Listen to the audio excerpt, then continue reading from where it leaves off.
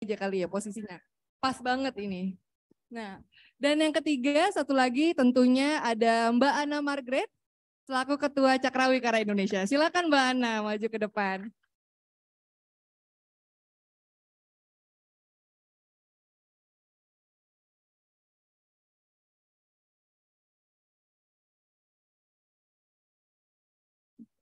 Mbak Ana bisa duduk di sebelah sini, Mbak.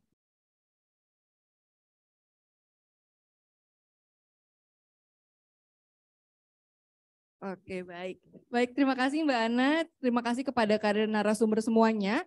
Tanpa berpanjang lebar lagi, karena kita sudah memiliki waktu yang semakin sedikit, saya akan mempersilakan kepada Ibu Livia untuk pertama menjelaskan mengenai sebenarnya bagaimana sih Bu mengenai mekanisme dana bantuan korban. Karena ketika kita berbicara mengenai Undang-Undang TPKS, salah satu aspek yang belum banyak dikulik ya Bu ya mungkin ya, mengenai dana bantuan korban ini. Dan masyarakat tampaknya juga masih asing dengan dana bantuan korban, padahal dilansir dari berita Tempo, LPSK menyatakan bahwa masih minim sekali ya restitusi yang dibayarkan pelaku kepada korban. Dan pada akhirnya korban diberikan tanggungan untuk memenuhi lukanya sendiri tanpa adanya pendampingan dan juga bantuan.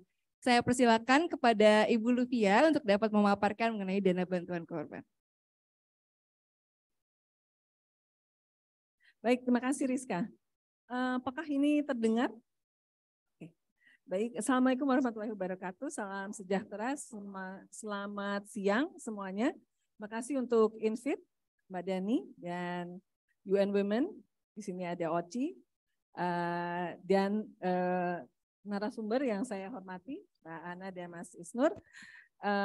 Tentu saja tidak bisa tidak menegur ini ya, nyonya rumah.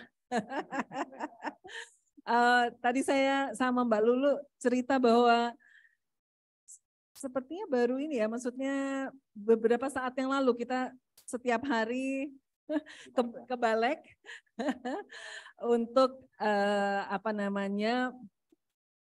berdiskusi mengenai bagaimana kita bisa menggolkan si rancangan undang-undang TPKS menjadi undang-undang. Jadi rasanya juga ikut berpartisipasi, berkontribusi dalam hal tersebut karena LPSK menjadi bagian dari tim pemerintah.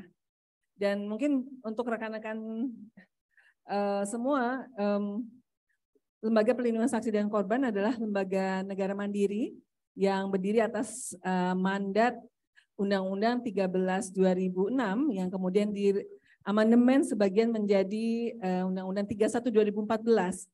Soal restitusi sebenarnya sudah mulai diatur di Undang-Undang Perlindungan Saksi dan Korban karena merupakan hak korban atas ganti rugi begitu. Dan sepertinya memang masih banyak yang belum tahu. Jadi kita semenjak saya masuk, saya periode 3 komisioner di LPSK itu tahun 2019 dan nanti sampai 2024 itu soal restitusi ini menjadi hal yang sering kali pada saat kita bertemu dengan aparat penegak hukum, dari polisi, jaksa dan juga hakim, itu kita beritahu tentang hak korban ini. Dan oleh karena itu bahwa kemudian masuk di salah satu pasal ya, APH pasal 31 kan, APH itu wajib memberitahu korban tentang haknya atas ganti rugi. Nah, selama ini memang yang dilakukan LPSK adalah tadi meningkatkan awareness kepada aparat penegak hukum, terutama khususnya kepada jaksa ya. Karena jaksa adalah eksekutornya dari si restitusi ini. Kita mulai memberikan penghargaan kepada Kejaksaan Tinggi atau Kejaksaan Negeri yang mampu mengeksekusi restitusi. Dan ini bahkan sebelum adanya Undang-Undang TPKS begitu. Walaupun jumlahnya memang masih sedikit, tetapi kan kita harus ini ya selalu mencari cahaya di tengah kegelapan. Dan persentasenya memang meningkat. Kalau kita lihat di laporan tahunan LPSK di tahun 2020 misalnya jumlah yang terbayar itu mungkin sekitar 1% gitu ya, sedikit sekali.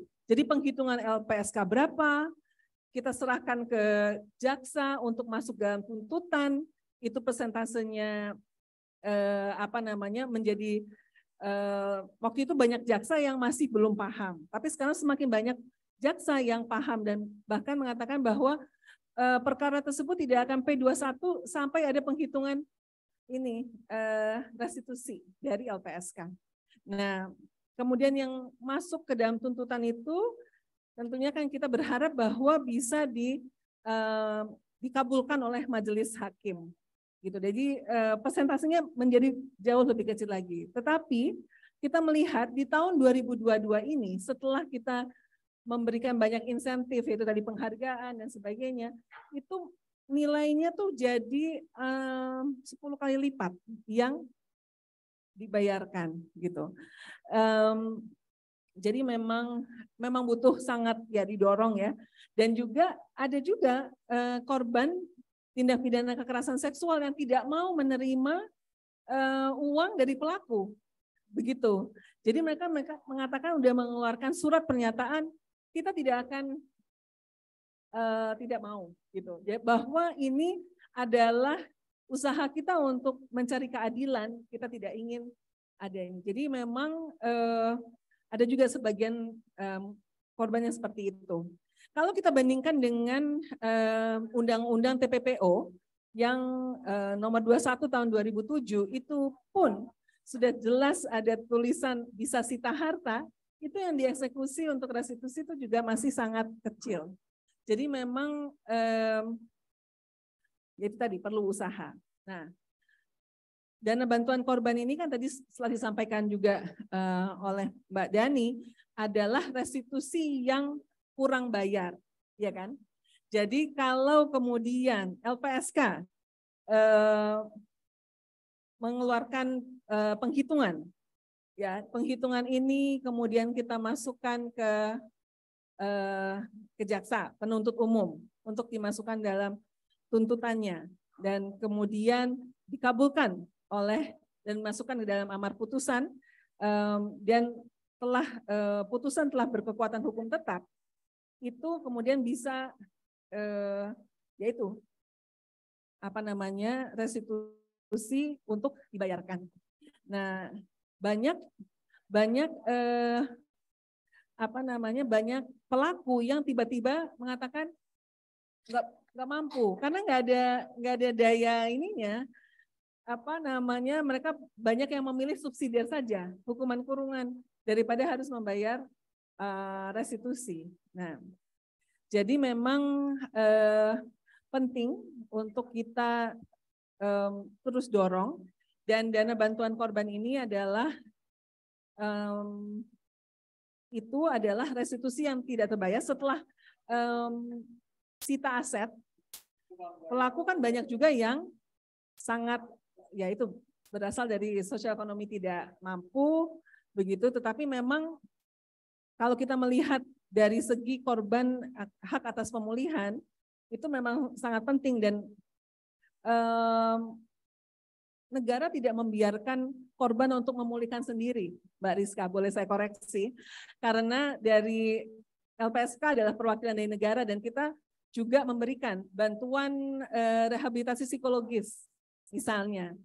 Barusan saja barusan dari satu pertemuan yang mana LPSK bekerjasama dengan Yayasan Pulih dan didanai oleh UNFPA untuk sebuah panduan tentang rehabilitasi psikologis bagi terlindung LPSK, terutama kekerasan berbasis gender, dan salah satunya tentu saja adalah untuk TPKS, karena TPPO juga gender based violence, terus kemudian kekerasan dalam rumah tangga juga gender based violence. Nah, untuk TPKS sendiri ini memang diperlukan perspektif kan dalam memberikan hak atas pemulihan. Nah, ini tadi kita kumpulkan para psikolog untuk bisa melihat ini secara bagaimana mereka bisa melakukan assessment gitu ya. Mereka bisa melakukan penguatan sebelum pemeriksaan saksi. Nah, ini kan sangat penting ya. Pada saat mau pemeriksaan saksi itu kalau ada pelakunya di situ, apalagi pelakunya nih yang sedang kita tangani misalnya untuk sekolah berbasis asrama, itu kalau misalnya tokoh agama itu, nah pelakunya tuh adalah gurunya sendiri, pemilik pesantren misalnya, atau pemilik sekolah, pemilik yayasan, sehingga soal relasi kuasa ini menjadi ini. Jadi yang kita lakukan, ini baru kita membuat draft rancangan peraturan pemerintah Republik Indonesia ini. Saat sekarang kita masih konsolidasi secara internal, juga bekerjasama dengan ICJR untuk penelitian, begitu. Dan kemarin masukan dari penelitian kualitatif dan kuantitatif dari INFIT dan Koalisi Setara sudah juga kami masukkan ke dalam Biro Hukum, dan rancangan peraturan pemerintahnya ini nanti tahun depan kita akan laksanakan yaitu diskusi-diskusi dengan stakeholders untuk memastikan bahwa semua suara dapat kita dengarkan, begitu. Jadi secara umum mungkin kalau dari saya, bahwa walaupun masih sedikit yang terbayarkan, sudah mulai ada beberapa di kejaksaan. Kita bisa menghitung sekitar mungkin 13 sampai 15 kejaksaan, ada 3 kejaksaan tinggi dan 10 lebih 12 kejaksaan negeri yang sudah kami berikan penghargaan untuk eksekusi, dan itu tidak hanya untuk TPKS saja, tapi untuk TPPO dan TPL, tindak pidana lain yang termasuk penganiayaan yang mengakibatkan kematian misalnya, begitu. Dan untuk selanjutnya memang si dana bantuan korban ini kita perlu untuk mekanismenya bagaimana, sumbernya tadi sudah kita diskusikan, beberapa sumber jangan bergantung pada APBN, begitu. Saya juga sempat waktu itu di Kementerian Pemberdayaan Perempuan dikoreksi oleh staf dari Kementerian Keuangan pada saat saya bilang ini juga bisa dari APBN, dibilang oh jangan gitu ya. APBN itu yang terakhir gitu. Tapi ini bisa dari bisa dari lembaga filantropi, dari masyarakat, tetapi memang ini adalah restitusi. Dan kalau di pasal 7A di Undang-Undang 31 2014 itu ada beberapa elemen yang kemudian ditambah di Undang-Undang TPKS dengan kerugian lainnya. Gitu. Jadi kan soal penderitaan, pemulihan psikologis, medis, kehilangan kekayaan, dan penghasilan itu sudah masuk di dalam Undang-Undang 31 2014, tapi ditambah lagi dengan lainnya ini. Dan itu terus kami punya tim penilai yang semakin banyak juga, begitu. Ya. Ya, nggak apa-apa, ini sebagai itu bagaimana caranya mengajukan restitusi, dan ini mekanisme pengajuannya, karena kan juga sudah ada Perma ya, Perma 1 2022 tentang restitusi dan kompensasi, dan sehingga hakim itu juga kemudian harus mengikuti peraturan Mahkamah Agung ini. Ya, ini jadi kita itu bisa mengajukan permohonan ke LPSK. Terus kemudian kita dilengkapi persyaratan formil dan materialnya, terus diajukan ke berkas ke penuntut umum, dimuat dalam tuntutannya, dan memang yang paling pas itu adalah memberikan ini sebelum pembacaan tuntutan, karena setelah amar putusan keluar itu sampai sekarang belum ada. Jadi kita beberapa kali mengajukan penetapan pengadilan untuk yang restitusi yang setelah keputusan dari majelis hakim, tetapi sampai sekarang belum bisa dieksekusi. Jadi memang ini lanjut. Ya, ini yang PP 7, berikut next. Ini ya PP 12 2022. Dan itu juga bisa dilakukan sebenarnya penitipan uang restitusi sebelum putusan pengadilan. Dan ini sudah dilakukan ya, uang namanya konsinyasi, itu dititipkan di kepanitraan pengadilan tempat perkara.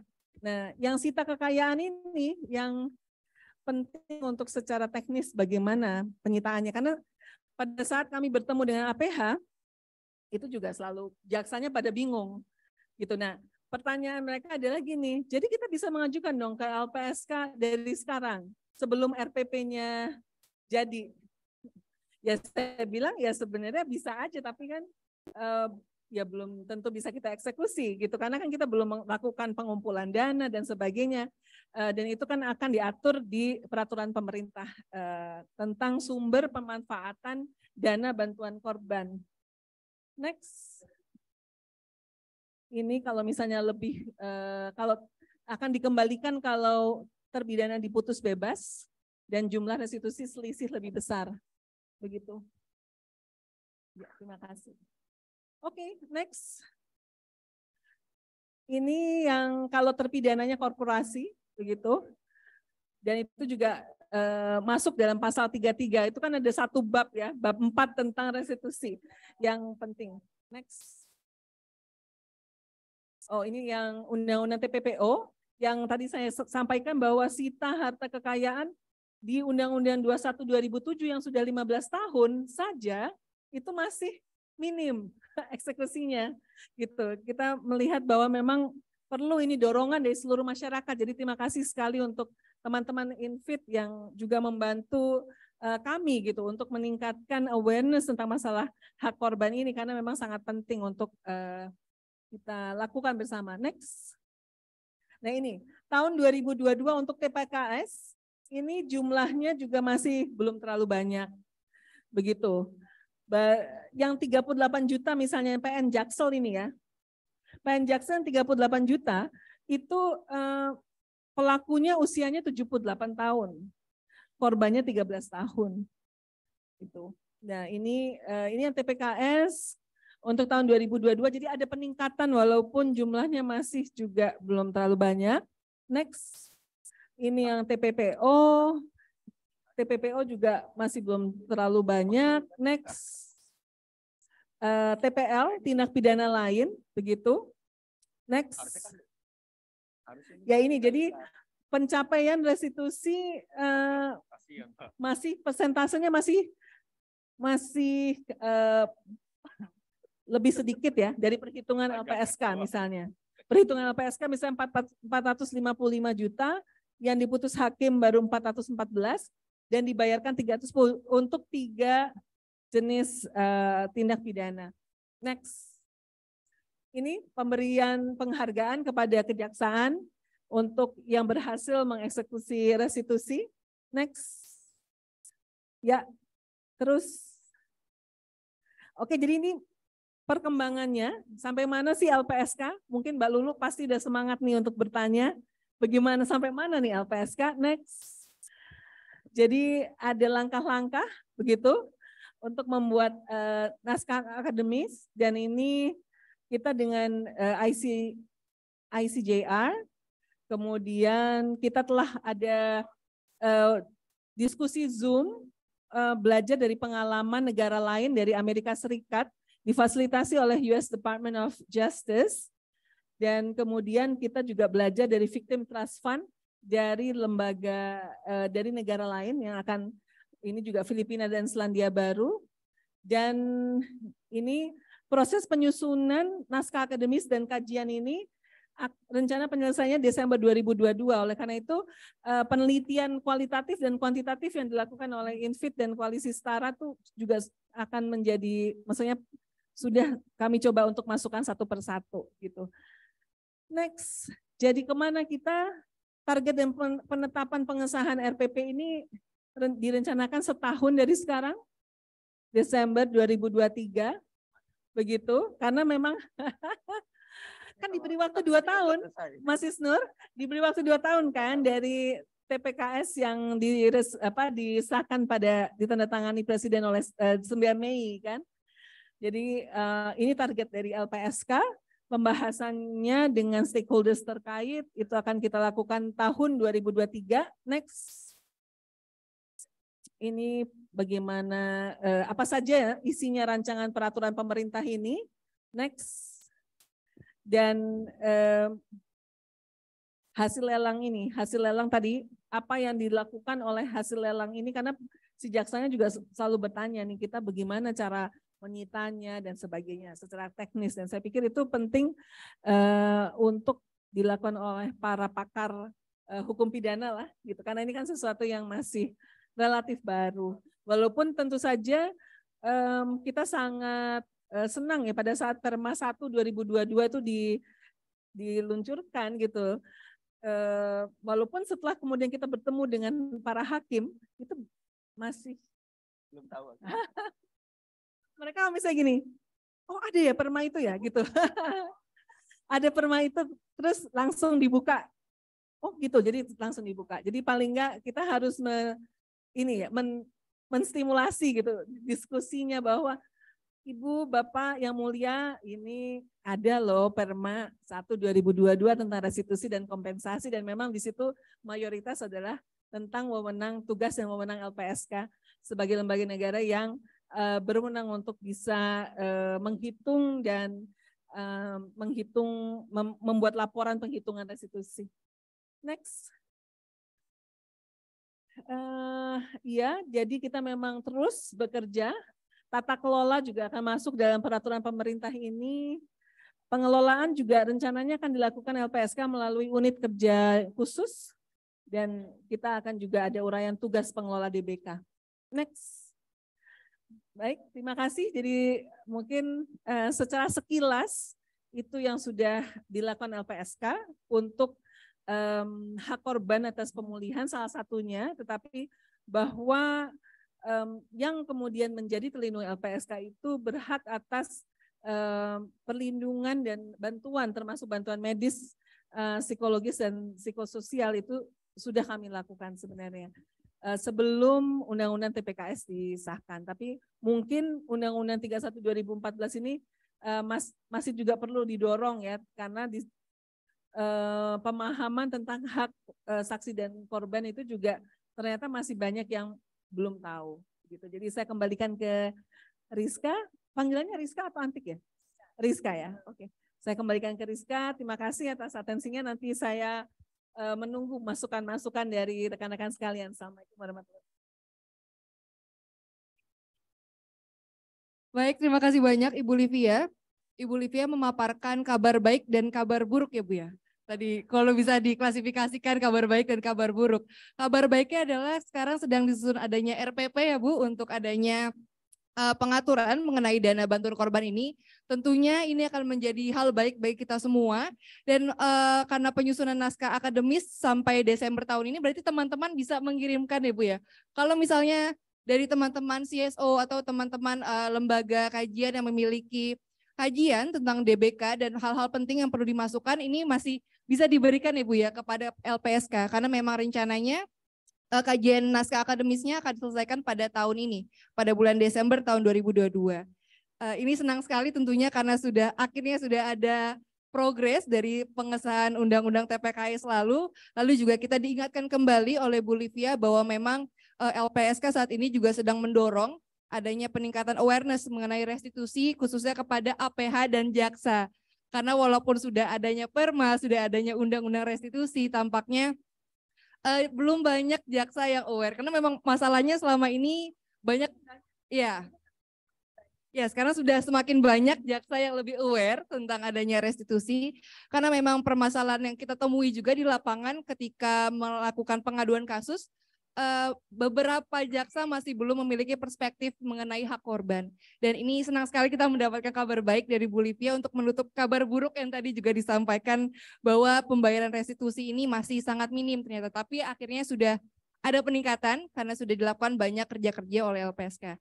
Terima kasih banyak Bu Livia, tentunya kami sangat menunggu adanya naskah akademis dan juga RPP. Nanti teman-teman di sini dan juga di Zoom Bu, karena kita juga ditampilkan secara daring, mungkin ada yang ingin memberikan masukan dan tanggapan mengenai RPP ini sangat diperbolehkan. Mumpung ada Bu Livianya teman-teman semua. Baik, terima kasih. Selanjutnya akan ada Mas Isnur.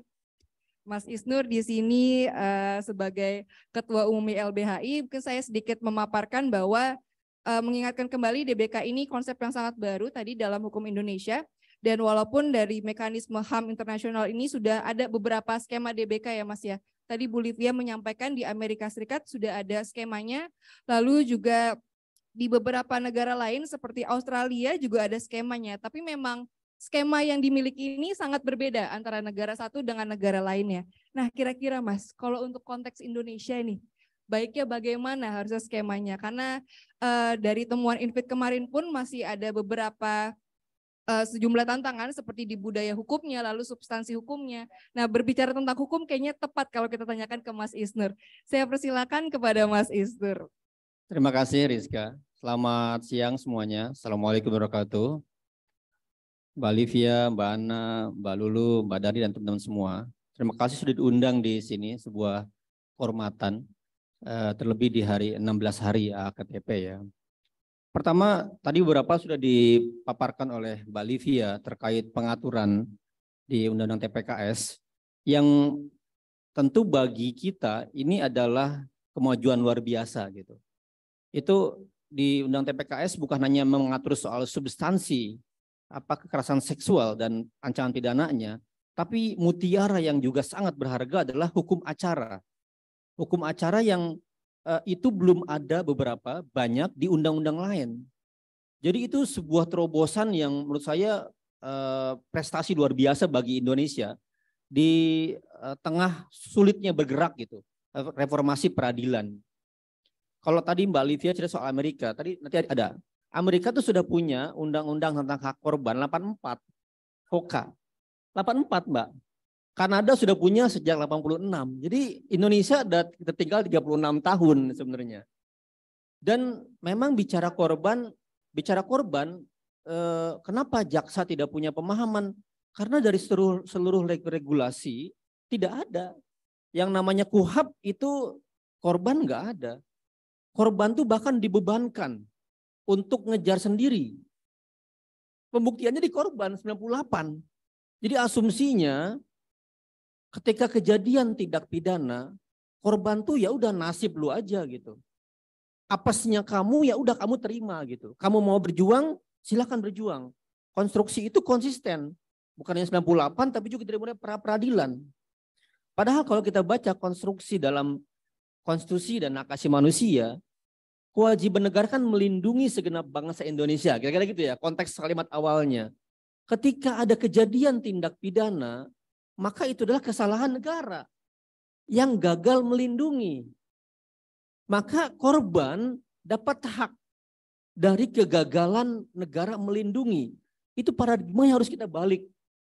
Setiap kejadian tindak pidana adalah bentuk kegagalan negara melindungi sesuai dengan amanat konstitusi. Kira-kira. Maka negara punya kewajiban memberikan kompensasi. Di pasal 1 ayat poin 21 next. Ini. Dana bantuan korban adalah dana kompensasi negara. Walaupun dia turunan dari ketidakmampuan pelaku membayar, tetapi semangat ini ada. Tapi koreksi dari saya adalah dari semantik nih Mbak Livia. Pakai bantuan.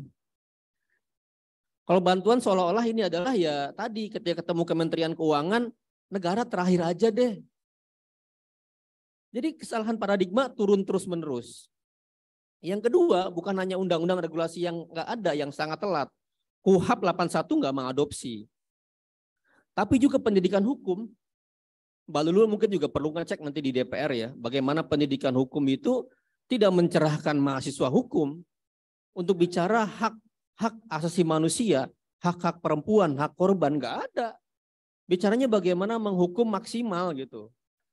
Semuanya tuh. Bahkan yang udah sarjana gitu ya, bahkan di magister aja, diskusi di S2 gitu. Beberapa kali saya cek dengan diskusi dengan teman magister nggak paham juga. Jadi nggak sanggup menurunkan teori-teori hukum ya, filsafat hukum gitu yang sangat banyak. Apalagi kita punya filsafat hukum Pancasila ke dalam praktis diskusi kelas dan pengaturan. Jadi itu kegagalan kedua. Satu regulasi, yang kedua adalah pendidikan. Jadi 3 Mbak. Jadi bukan itu dalam ranah budaya kali ya. Dalam ranah budaya itu pendidikan memang yang gagal gitu. Pun itu bagi saya, bagi kalangan advokat nih, advokat nih bukan hanya polisi, jaksa, hakim. Di advokat juga sama. Advokat itu tidak punya perspektif ketika membela korban, membela orang yang didampingi adalah membela kemanusiaan, membela haknya gitu. Ya ini just a business aja, kita kontraktual, you bayar I bantu you gitu. Dengan yang ada di undang-undang seadanya. Itu yang juga kami rasakan di bantuan hukum. Bagaimana banyak OBH LBH di luar LBH YLBHI ya ketika dievaluasi tidak maksimal memberikan bantuan hukumnya. Sampai BPHN membuat standar layanan bantuan hukum. Dikasihlah ke OBH LBH. Apa mereka bilangnya? Ada dananya enggak Pak? Dananya ada enggak? Kami disuruh ini. Jadi perspektifnya emang justru masih menerapkan eksploitasi terhadap korban. Jadi korban masih dieksploitasi bahkan oleh advokat pendampingnya gitu. Nah ini paradigma perubahan yang memang kita bersyukur ya. Nah terus tadi sudah dijelasin sini sudah lanjut. Ya, nah ini restitusi tadi dijelasin oleh Mbak Livia. Ini enggak keambil ya. Di 4 hal ya. Ganti kerugian, kehilangan kekayaan atau penghasilan. Kemudian kerugian yang ditimbulkan akibat penderitaan yang berkaitan langsung. Penggantian biaya perawatan medis dan atau psikologis. Dan ganti kerugian atas kerugian lain yang derita korban. Ini menarik. Penderitaan lain itu berarti bisa jadi turunannya kepada keluarga. Kepada anak. Kepada hal-hal yang berkenaan dengan tanggung jawab dia sebagai misalnya penanggung jawab di sebuah ekosistem kehidupan gitu. Itu sangat banyak dari situ. Itu menarik sekali. Ini tinggal tantangannya LPSK membuat hitungan mana yang bisa di cover, mana yang enggak gitu. Karena di kita Mbak ada tradisi restitusi atau ganti rugi dalam praktik puluhan tahun di Indonesia dianggap sebagai upaya menghentikan perkara. Itu paradigma yang sekarang muncul. Makanya tadi ada korban bilang saya nggak mau terima. Karena dianggap kalau saya terima itu adalah menghentikan perkara. Dan dalam praktek keseharian banyak kejadian kekerasan misalnya penyiksaan di tahanan, kejadian Suyono misalnya yang meninggal ya, diduga teroris. Itu kepolisian ngasih 100 juta kepada keluarga untuk menutup mulut. Peristiwa Sambo misalnya, kan dibawain uang itu keluarga, sekian miliar untuk menutup mulut misalnya. Nah itu tradisi hukum yang juga budaya hukum yang harus dikikis ya ke depan. Next. Nah ini hak-hak lain yang penting diperhatikan lagi. Jadi bukan hanya hak korban terkait ganti rugi, tapi juga yang lain sangat detail diaturnya. Next, lanjut aja. Nah terkait persepsi Mbak, pertanyaan apakah bisa, bagi saya sih tidak ada lagi itu masalah. Kalau judulnya persepsi, bagi saya di sini kita bukan lagi bicara persepsi. Karena kita sudah sepakat di Undang-Undang TPKS, korban punya hak. Dan kita juga tahu negara punya keterbatasan. Makanya pasal 35 ayat 1, ayat 3 ya, itu dapat diperoleh dari filantropi, masyarakat, individu, tanggung jawab sosial dan lingkungan perusahaan, CSR, dan sumber-sumber lain yang sah dan tidak mengikat, serta anggaran negara sesuai dengan peraturan undang-undangan. Nah ini memang penempatan kata anggaran negara di akhir Mbak. Ditafsirkan sangat letterly oleh Kementerian Keuangan karena disimpan di akhir, negara tanggung jawabnya paling terakhir. Itu mereka memperhatikan betul Mbak. Jadi penempatan kalimat di ujung itu berdampak pada asumsi. Itu yang saya alami ketika bicara dana bantuan hukum di Undang-Undang Bantuan Hukum. Karena APBN dan dapat pemerintahan daerah. Pemerintahan daerah berasumsi kan ini enggak wajib dapat. Jadi setiap kata yang kita simpan ketika disimpan di ujung ada kata dapat berdampak serius kepada pelaksanaan di lapangan. Nah ini kita mungkin mulai nggak pikirkan. Sekarang seperti ini posisinya. Dan terima kasih sudah update ya. Next situasi di RPP. Next lagi terus lagi sampai asisi. Nah ini. Nah pertanyaannya. Sebenarnya jauh sebelum 2022, ICCPR tuh tahun 66 sudah banyak membahas ini. Jadi kalau 2006 itu dibahas tentang hak korban, itu sudah diangkat. Jadi sebenarnya juga bukan lagi telat 36 tahun, Rizka. Telatnya berapa tahun tuh? 66 ke 2022. Iya. Tapi sebenarnya di 66 ketika Indonesia kalau membaca dokumen internasional sudah ada di ICCPR. Pasal 2 ICCPR, pasal 2 tuh. Satu kewajiban negara, pasal 2-nya hak korban, restitusi. Walaupun Indonesia baru membicarakannya, meratifikasinya 2005. Jadi memang harusnya 2005 itu sistematis perubahan bukan hanya pada undang-undang TPPO, terorisme, tapi seluruh tindak pidana harusnya, Mbak. Kalau kita mau comply terhadap ICCPR, harusnya dia comply kepada seluruh konteks korban gitu. Dan di ICCPR kalau kita baca next di hampir seluruh komentar umum 2, komentar umum 4, 7, 11 sampai 17 itu semua konsisten ada membicarakan hak korban di setiap isu. Dan ini beberapa pengaturan ya terkait akses keadilan. Jadi pertama soal institusi ini mungkin untuk inspirasi nanti di PP ya, penting membaca beberapa catatan di General Common dari ICCPR. Pertama terkait akses keadilan itu institusi. Pertama harus independen dan mandiri. Kira-kira pertanyaannya institusi mana yang bisa mengelola gitu? Ya harus independen dan mandiri. Kemudian mampu melaksanakan pemulihan pemeriksaan yang adil melalui pengadilan ataupun non pengadilan, mampu melakukan penyelidikan. Ini yang kejaksaan tadi ya. Terus pemulihan yang substantif apa? Efektif. Jadi mengembalikan kerugian yang timbul dan adanya perbaikan yang layak, efektif, cepat, proporsional dengan tingkat kerugian yang ditimbulkan. Terus next lagi ada 2, bukan hanya institusi ya, tapi juga rehabilitasi. Jadi di sini bahkan disebutkan ya, misalnya kalau ada pelanggaran HAM, misalnya penggusuran gitu, ya negara harus mengembalikan rumahnya, kira-kira gitu ya. Makanya di sini kan adalah pemulihan kebebasan, kewarganegaraan, tempat tinggal, lapangan pekerjaan atau hak milik. Gitu. Sedangkan rehabilitasi, hukum, psikologi, medis, perawatan kelainan, dayanya dan pemulihan korban atau reputasi. Nah kompensasi next, kompensasi kalau kita baca di ICCPR sangat detail. Jadi bukan hanya 4. Di sini ada kerusakan fisik dan mental, kesakitan, penderitaan dan tekanan batin, kesempatan yang hilang, termasuk pendidikan. Nah, itu yang nggak ada di TPKS. Banyak orang yang gara-gara kekerasan seksual pendidikannya berhenti. Nah ini harus di cover sebenarnya. Hilangnya mata pencaharian dan kemampuan mencari nafkah, biaya medis dan biaya rehabilitasi yang masuk akal karena banyak mungkin juga ke depan akan potensial untuk eksploitasi. Kerugian terhadap reputasi dan martabat, ini yang mungkin susah dihitung. Seperti apa biayanya gitu ya. Biaya-biaya yang masuk akal untuk bantuan hukum atau keahlian untuk memperoleh suatu pemulihan, kerugian terhadap milik usaha, termasuk keuntungan yang hilang. Jadi kalau bahasa ICCPR bukan hanya modal balik, tapi kalau saya dagang untungnya 2.000 sehari. Selama sebulan misalnya 60.000, maka dikasih tuh, diganti oleh kompensasi ini. Nah yang gak kalah penting adalah di ICCPR juga ada next jaminan kepuasan dan ketidakberulangan. Jadi pemulihan itu buat korban bukan semata-mata dapat ganti rugi, tapi enggak berulang. Makanya di sini konsepnya misalnya sampai ada bagian dari kompensasi itu, kepuasan itu adalah kasusnya diungkap dengan terang benderang.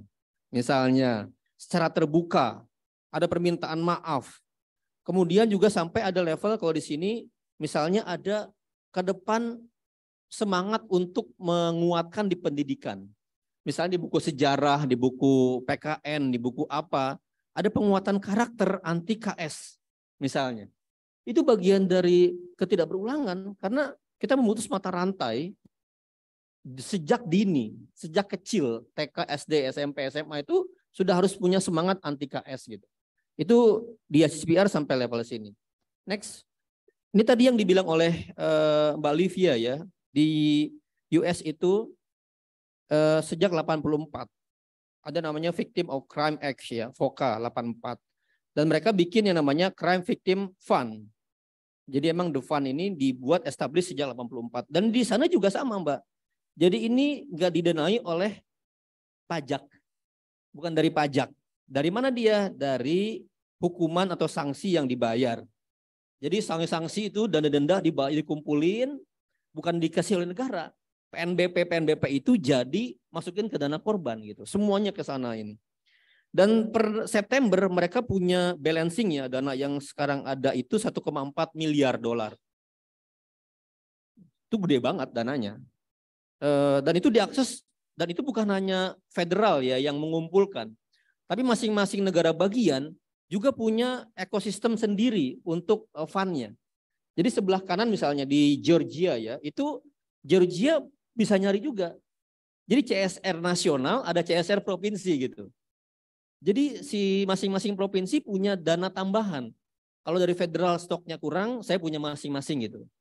Nah itu kalau kita klik ya, masing-masing kantor hukum atau kantor attorney general di Amerika, ya Hawaii, ya apa namanya, beberapa negara bagian yang lain, itu pasti ada donate.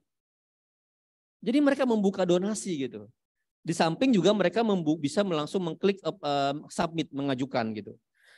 Tetapi secara nasional memang di Amerika dikelola oleh namanya OVC. OVC ini satu badan yang sangat besar di antara 6 badan di DOJ. Jadi DOJ, Department of Justice, nah salah satu badan besarnya adalah OVC gitu. Nah, kalau di sana kan emang DOJ sangat efektif ya. Merangkap sebagai jaksa agung gitu loh, sangat efektif memang di Attorney General gitu. Di samping badan-badan yang lain. Dan di sini dicantumkan, masyarakat bisa tahu Mbak, berapa biaya ekonomi yang bisa di cover. Nih. Oh nggak jelas ya. Iya, misalnya di Georgia untuk medical expenses itu maksimal 15.000. Untuk konseling 3.000. Untuk pemakaman 3.000. Untuk support ekonomi 10.000. Untuk untuk mendukung pencarian data 1.500. Jadi angka-angkanya diumumkan. Nah masing-masing negara bagian, tadi karena negara bagian tertentu ada yang kaya, ada yang tidak, itu ada perbedaan Mbak. Jadi negara bagian tertentu karena dia sumbangannya banyak, ada lebih-lebihnya. Dan mereka sangat transparan. Jadi tiap tahun mereka buat laporan yang sangat lengkap tentang penggunaan akuntabilitas dananya. Sangat transparan. Nah ini next berikutnya. Nah ini contohnya nih. Contohnya adalah, nah ini. Di Ken Paxton misalnya ada kita tinggal submit. Nah ini contoh di negara bagian Kansas. Sudah berapa orang, sudah berapa juta dolar USD yang disumbangkan, berapa victim, 81.000 victim ya.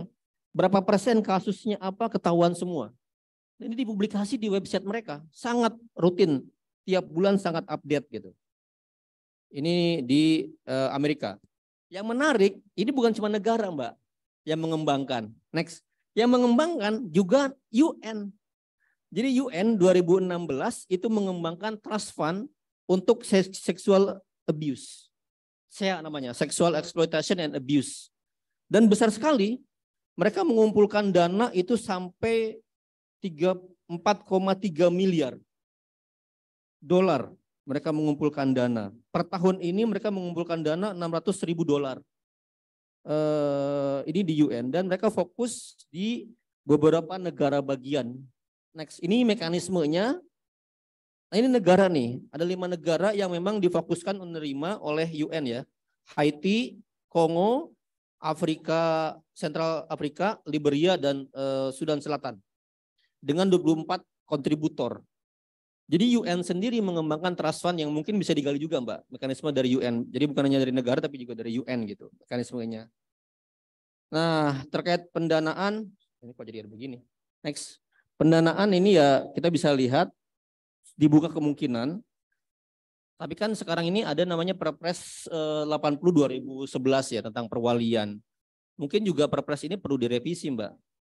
Jadi sambil buat RPP tapi sambil juga buat banyak peraturan yang sebelumnya mendukung dana perwalian dievaluasi, kira-kira gitu. Nah, tantangan terakhir adalah next terakhir dari saya, ini yang sebelumnya yang tadi saya bilang ya, berat sekali. Ini saya punya pengalaman mendampingi korban salah tangkap, Andro Nurdin di Cipulir, digebuki habis-habisan, ditorture habis-habisan, putus bebas. Kita gugatlah ke pengadilan. Dikasihlah 80 juta. Butuh waktu 3 tahun untuk meminta negara memberikan dana itu. Kita gugat Kemenkyu, gugat kepolisian sampai akhirnya selesai di Kemenkumham, penyelesaian non-yudisial. Baru ketika Menkumham bikin mekanisme itu, hak jurinya bagus, diputuskan Kemenkyu harus ngeluarin uang, keluarlah 80 juta. Tapi butuh 3 tahun Mbak, baru keluar 2019 kalau nggak salah, sangat lama. Butuh 6 tahun mereka berjuang untuk dapat kompensasi. Nah tantangan terakhir adalah, terakhir, ya ini pertanyaan besarnya untuk membahas RPP dan turunannya ya siapa pelaksananya atau badannya ya. Kalau membaca undang-undang kejaksaan yang baru Mbak, undang-undang kejaksaan yang baru. Nah itu kejaksaan memungkinkan lebih fleksibel. Jadi selain undang TPKS Perma 1 2022 tadi, tapi revisi undang-undang kejaksaan itu memungkinkan jaksa lebih maksimal berperan dengan peran dominus litisnya. Jadi itu kita bisa kaji juga peluang menggunakan revisi undang-undang kejaksaan untuk memaksimalkan RPP ini. Mekanisme koordinasi dan wilayah-wilayah kosong, Mbak. Saya nggak tahu wilayah yang jauh dari Jakarta karena LPSK selama ini hanya di Jakarta saja. Sebentar daerah sebagian ada perwakilan. Nah, bagaimana wilayah-wilayah yang misalnya di kota ibu kota provinsi misalnya di Bandung, tapi kalau yang di Batu Karas gitu di Cipatujah jauh gimana gitu. Itu teman-teman tuh gimana aksesnya gitu ya.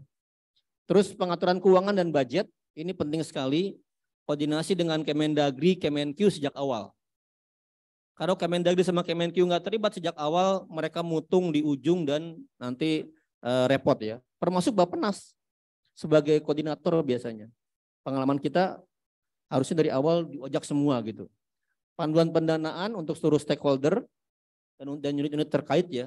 Sampai misalnya kalau ke depan kita mau mendorong misalnya untuk di UPT, P2T, P2A gitu Mbak untuk bisa mengakses gitu Mbak, juga harus dihitung tuh Mbak. Jadi kan mereka bisa membantu LPSK untuk akses dana ini gitu ya. Kebutuhan dana ini sudah, mekanisme pengajuan dan penilaian eligibilitas, pengawasan dan evaluasi rutin. Yang terakhir adalah, saya mohon kalau ada di RPP ini, kalau swasta mau dilibatkan, perusahaan dilibatkan, apa ribet buat mereka? Misalnya apakah ada keringanan pajak misalnya. Ini perusahaan diminta CSR untuk ini, tapi nggak ada kemudian timbal baliknya buat mereka. Apa keringanan dari negara buat mereka? Nah saya pikir kalau itu diberikan ya, kan sekarang sudah ada tuh. Contohnya Minerba. Anda bangun smelter, royalti 0%. Nah kira-kira gitu ya. Nah harus ada stimulasi juga buat perusahaan-perusahaan ketika ngasih dana ke Victim Trust Fund ini akan dapat kompensasi yang juga dapat oleh negara. Demikian Rizka, tambahan dari saya semoga melengkapi. Assalamualaikum warahmatullahi wabarakatuh. Terima kasih Mas Isnur. Tadi sudah banyak sekali refleksi dan juga masukan pamungkas tadi di akhir ya Mas ya, sudah dirinci sekali kira-kira apa saja yang perlu kita bahas kembali dalam RPP ini. Tadi Mas Isnur juga mengingatkan bahwa di luar RPP juga perlu dilakukan revisi terhadap undang-undang lainnya yang sekiranya dapat menghambat adanya implementasi dari dana bantuan korban ini. Lalu juga tadi kita mencoba untuk melihat dan belajar kembali dari ICCPR dan juga bagaimana di Amerika tadi contoh kasusnya Mas Isnur menggambarkan bahwa ini perlu sekali untuk kedepannya ketika kita sudah memiliki dana bantuan korban ini bisa setransparan mungkin diakses oleh publik. Perlu sekali adanya platform atau laman yang bisa diakses oleh publik dan update sehingga kita bisa tahu secara terbuka sekiranya seberapa banyak dana yang sudah diterima, dana yang disalurkan dan juga impact-nya seperti apa. Karena ini bisa menjadi salah satu indikator untuk kita mengetahui bagaimana upaya pemenuhan hak korban khususnya upaya pemulihan yang ada di Indonesia. Terima kasih Mas Isnur sudah mengingatkan banyak sekali mulai dari sejarah tahun 66 dulu sampai akhirnya sekarang. Seperti tadi Bu Livia juga sudah banyak mencatat masukan-masukannya ya Bu ya terkait ini. Terima kasih. Selanjutnya ada Mbak Ana Margaret. Terima kasih Mbak Ana sudah hadir. Mbak Ana selaku Ketua Cakrawikara Indonesia ingin menyampaikan juga Mbak tadi di sesi awal kita ada diskusi bersama dengan beberapa narasumber, ada Bu Lulu, ada Pak Willy, lalu ada juga Bu Rahayu Saraswati sebagai narasumber moderatornya. Pada sesi 1 Pak Willy sempat mention bahwa yang kita perlukan dalam membuat kebijakan ini adalah scientific based. Nah, bagaimana penyusunan polisi-polisi ini memang harus berdasarkan research. Karena sayangnya mungkin ini belum maksimal dilakukan ketika melakukan penyusunan regulasi yang ada di Indonesia. Nah, ini juga berdasarkan dengan temuan riset dari INVIT Need Assessment, terdapat beberapa hal yang perlu kita perhatikan dalam pengembangan DBK, ya ini 3 poin utama mengenai opsi kelembagaan pengelola dana bantuan korban, lalu mengenai opsi sumber dana bantuan korban, dan juga ketiga mengenai opsi dana bantuan korban yang juga dapat membiayai layanan korban. Nah, menanggapi tanggapan ini, temuan ini, bagaimana Mbak Ana khususnya dari CWI dan juga perspektif CSO dapat memandang DBK ini? Bagaimana DBK pada akhirnya dapat memenuhi seluruh hak-hak korban yang selama ini ada beberapa yang belum dipenuhi, dan bagaimana kondisi di lapangan, Mbak, sebenarnya yang bisa kita pelajari dan coba kita lihat gapnya untuk nantinya bisa diisi dengan adanya regulasi baru. Pada Mbak Ana, saya persilakan.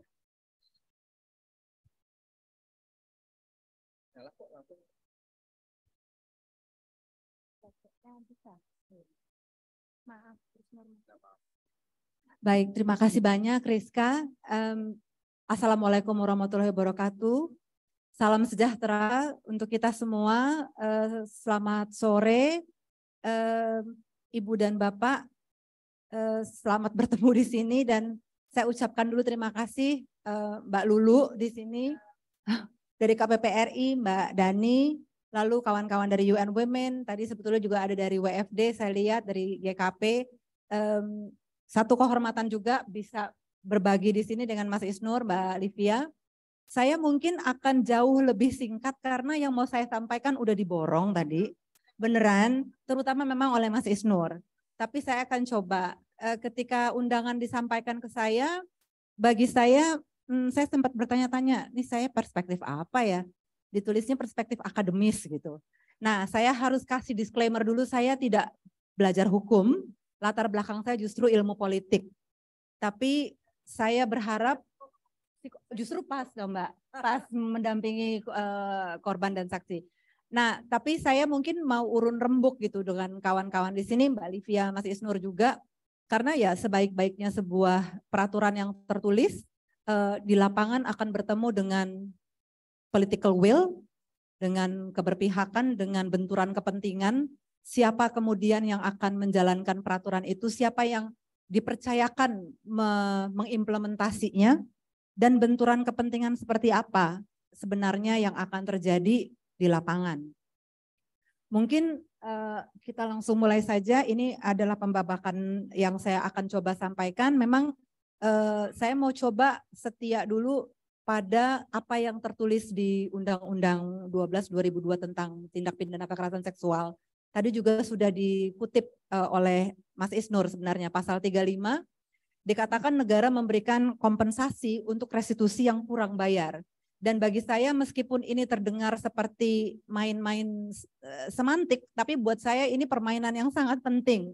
Kita sama-sama samakan persepsi dulu bahwa restitusi ada, kompensasi perlu.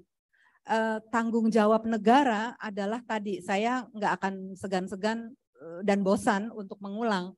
Tanggung jawab negara lah untuk memastikan keamanan semua warganya.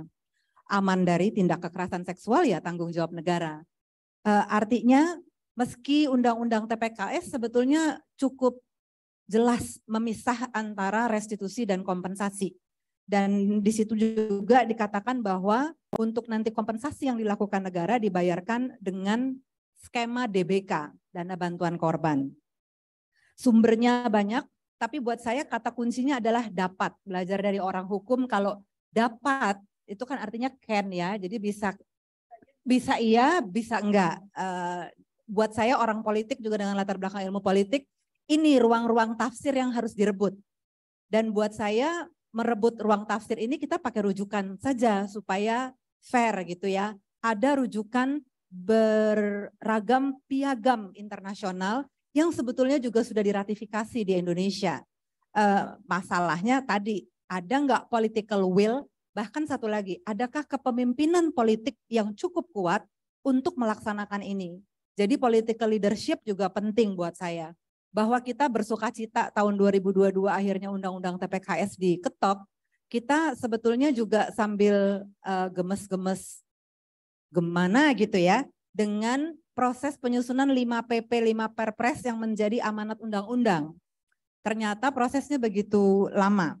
Selanjutnya ini situasi di lapangan. Bagi saya penting sekali untuk juga mendiseminasi seluas-luasnya hasil kajian yang dilakukan INFIT, baik yang bersama Lembaga Demografi UI dengan metodologi kuantitatif, artinya ada basis kalau tadi merespon Rizka, mengingatkan ya saya menyambut baik gitu ya Willy yang mengingatkan bahwa sebenarnya sejak 2011 kemudian direvisi di Undang-Undang 15 2019 jelas kok dikatakan yang namanya proses pembuatan undang-undang itu basisnya harus untuk memecahkan solusi di lapangan. Saya di kampus saya pakai 2 topi. Saya memang ketua Cakrawikara Indonesia, satu lembaga riset independen, saya juga dosen ilmu politik di FISIP UI. Dan saya mengajar mata kuliah pengantar penelitian politik dan latihan penelitian politik yang isinya tuh 1 tahun, jadi dia di 2 semester memastikan teman-teman mahasiswa ini ngerti ketika melihat sebuah fenomena, merumuskan persoalan adalah kunci untuk mendapatkan jawaban yang pas. Karena kalau rumusan persoalannya aja udah keliru, nanti jawabannya akan sulit dipastikan udah tepat atau belum. Jadi bukan soal benar salah, tapi tepat atau enggak. Karena dalam mengamati persoalan yang sama, kita bisa punya tafsir yang sangat berbeda. Rumusan masalahnya pun bisa beda. Tapi buat saya penting merujuk, paling enggak yang saya petik di sini, situasi di lapangannya berbasis temuan riset. Riset kuantitatif INFIT dengan Lembaga Demografi UI, menemukan bahwa sebetulnya mayoritas responden mereka yang ini kan kalau dalam kuantitatif mencerminkan publik ya, animo publik sepakat kok mendukung skema dana bantuan korban. Ada banyak tafsir nanti yang bisa kita perdebatkan. Yang namanya bantuan tuh artinya dikasihnya boleh dituntut atau nunggu. Kita kan tahu kalau ngebantu katanya tangan di bawah, berapapun yang dikasih. Tapi apakah benar begitu ketika skema dana bantuan korban ini diletakkan sebagai kewajiban supaya proses pemulihan korban yang adalah basisnya hak itu dipenuhi dan yang memenuhi adalah negara. Memang pelakunya bisa non negara, bisa di luar negara. Tapi tadi menurut saya penting untuk mengingat sebagai sebuah struktur kuasa, semua warga itu bisa ada, bisa aman ataupun bisa merasa tidak aman karena negara mengizinkan. Negara belum tentu mensupport, mempromosikan, tapi negara mengizinkan. Lalu dukungan yang diberikan terhadap dana bantuan korban juga dalam kajian ini dipetakan dalam 4 jalur. PNBP atau pendapatan negara bukan pajak menjadi salah satu jalur dan data menunjukkan jumlahnya besar sekali pendapatan negara bukan pajak. Lalu juga bisa pakai CSR, bisa pakai skema CSR artinya pelibatannya ke pihak swasta. Bisa juga dengan filantropi, bisa dengan kumpulan kolektif masyarakat. Tapi ini buat saya tadi rujukannya ke dapat. Bukan berarti ini menghapuskan tanggung jawab negara, bukan berarti ini membuat negara bilang ya udahlah yang salah lah kalau gitu yang melakukan ganti rugi. Lagi-lagi pelanggaran-pelanggaran hak warga negara itu menjadi tanggung jawab penuhnya negara. Negara memungkinkan itu terjadi maka negara harus ambil tindakan untuk memastikan ada pemulihan. Kajian berikutnya kajian yang kualitatif. Metodenya kualitatif, memang ini sifatnya lebih berupa asesmen kebutuhan untuk implementasi Undang-Undang TPKS. INFIT bekerja sama dengan ICJR dan ditemukan bahwa mekanisme dana bantuan korban sebetulnya sudah dikenali kok. Meskipun betul yang tadi Mas Isnur bilang, saya dapati juga tidak satupun di hukum pidana ini diatur secara jelas, secara rinci. Tapi sebetulnya udah dikenali. Misalnya di Perpres nomor 80 2011 tentang dana perwalian, dana amanah, trust fund, apalah nanti kita mau menyebutnya. Tapi esensinya di sana. Lalu ada dana pengelolaan pendidikan LPDP yang akhirnya peruntukannya untuk itu dana abadi. Jadi sebetulnya juga dengan logika yang serupa. Skema yang berikutnya ditemukan juga di dana alokasi khusus KPPPA. Ada aturannya di Permen PPA nomor 1 tahun 2021, jadi baru memang. Tapi apa yang kita bisa refleksikan, sebetulnya tidak terhindarkan membuat pundi-pundi untuk membantu korban. Karena nggak mungkin menunggu atau mengandalkan pelaku tobat, satu. Tidak mungkin juga hanya semata-mata mengandalkan satu jalur, yaitu para aparat penegak hukumnya harus mengejar. Lagi-lagi saya mungkin karena datang dari latar belakang ilmu politik, saya mohon maaf dulu nih Rizka akan banyak terdengar pesimis, tapi saya ingat Mbak Livia harus tetap melihat cahaya, dan saya akan coba cahayanya juga tetap nanti terpancar. Tapi saya pikir ini clear ya, ini clear buat kita semua, dikenal dan sudah ada. Makanya selanjutnya kita lihat perkembangan situasi di lapangan. Perkembangan situasi di lapangan sebetulnya dalam kajian INFIT dengan ICJR dan juga dengan Lembaga Demografi UI, tapi terutama yang memang yang dengan ICJR, ada Mbak Ratna Bataramunti juga di sana, itu komprehensif sekali sebetulnya pemetaan tentang hambatan. Saya nggak mau menggantikan itu, tapi saya mau coba peras kira-kira perkembangan situasi di lapangan. Tadi Mbak Livia udah bilang bahwa ternyata restitusi sudah diatur, sudah dilaksanakan, tapi minim. Ini angkanya itu kisarannya di 2%, mungkin kurang. Bahwa Mbak Livia memberikan kita kabar baik di 2022 sudah naik, tapi saya juga mencatat naiknya 10 kali lipat, artinya ya 10-an% gitu, masih kecil. Tapi ini menunjukkan ketika restitusi kurang bayar, kemudian siapa yang harus maju menutup gap itu? Negara.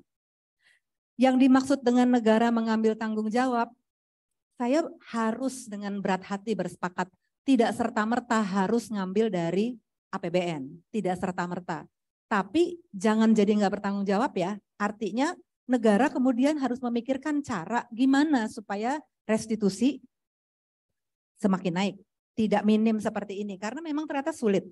Di Undang-Undang TPKS sudah sangat clear dibilang bahwa aparat penegak hukum wajib ngasih tahu. Di Perma 1 2022 dijelaskan lagi, wajib ngasih tahu ke korban.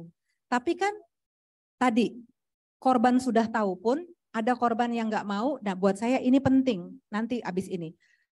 Masih perkembangan situasi di lapangan. Tadi proses penyusunan peraturan-peraturan turunan UU TPKS tersangkut menurut saya ya birokrasi. LPSK sudah memasukkan rancangannya, sudah diterima oleh Kemkumham di September. Tapi baru mau akan, jadi baru mau akan itu artinya belum. Baru mau akan masuk di Proksun. Dan kita semua beberapa dari kita yang pernah mendalami betul proses penyusunan Proksun ini lamanya bukan main. Saya sih senang Rizka dengan optimis tadi bilang, ayo silakan yang mau kasih masukan. Ya penting itu penting, saya nggak boleh itu penting. Namun yang nggak kalah penting menurut saya sih ya kawan-kawan, ya kita jagain bahwa proses penyusunan aturan-aturan pelaksana itu harus komit kelar dalam 2 tahun sejak diundangkan di 2022. Karena kalau enggak, sebenarnya bisa nggak sih undang-undang TPKS diterapkan? Bisa. Tapi nanti di lapangan orang berbantah-bantahan tentang hukum acaranya pakai yang mana. Berbantah-bantahan tentang tafsir. Berbantah-bantahan tentang udah ada kitab hukum Babon yang lebih mudah dieksekusi. Tapi semua itu adalah proses penanganan kasus yang tidak berpihak pada korban.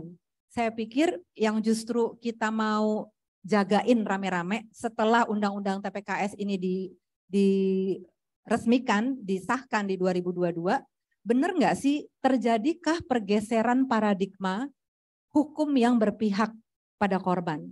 Selanjutnya, yang buat saya itu jadi di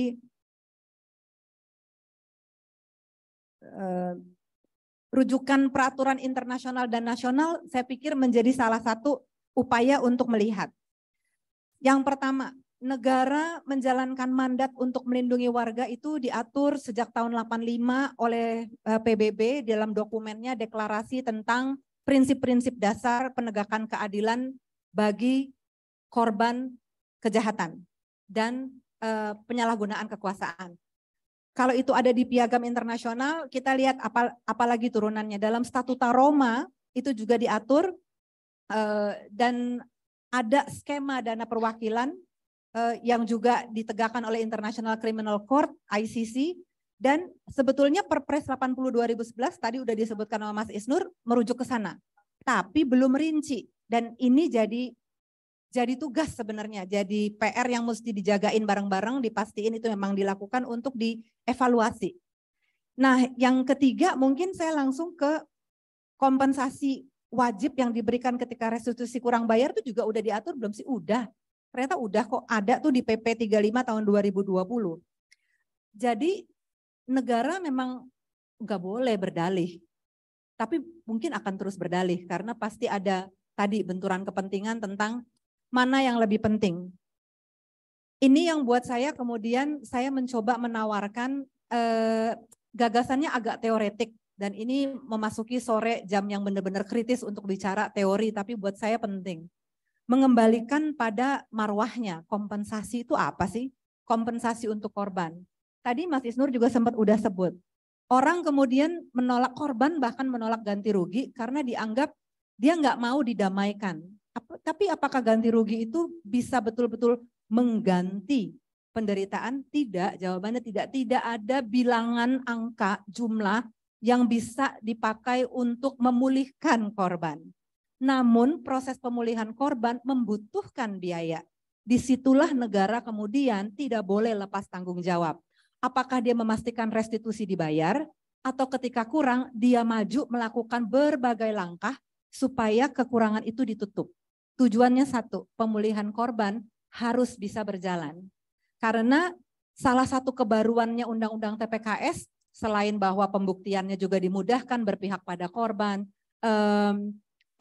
beracaranya juga diatur saya pikir esensinya adalah keberpihakan kepada korban. Itu yang akan butuh waktu sangat panjang memang. Dan nggak mungkin kita menitipkan itu hanya kepada Mbak Livia dan kawan-kawan, nggak mungkin ke Mas Isnur YLBHI, nggak mungkin juga hanya ke kampus, meskipun tadi Mas Isnur menurut saya benar sih pendidikan hukum tuh punya PR besar soal ini, karena yang digeser tuh cara berpikir, paradigma.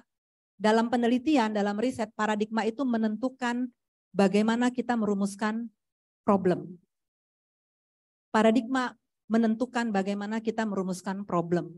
Kalau paradigma kita berpusat pada pokoknya hukum, bagaimana membuat pelaku jerak, maka kita, teman-teman pernah lihat meme angka 6 dan 9 soal di mana berdiri ya.